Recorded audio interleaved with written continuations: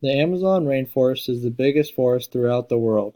With being the biggest of its kind, it is facing the largest destruction of all rainforests too.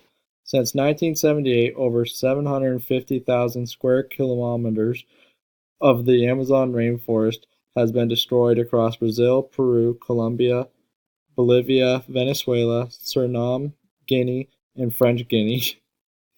This is something that has been happening for a while now, and as the population of the area keeps increasing, it is only going to get worse. This may not be devastating to the people who live in the area, but it is killing the close to 10 million different plants, animals, and insects that live in the Amazon rainforest. But in the later part of the 20th century, that began to change, with an increasing proportion of deforestation driven by industrial activities and large-scale agriculture.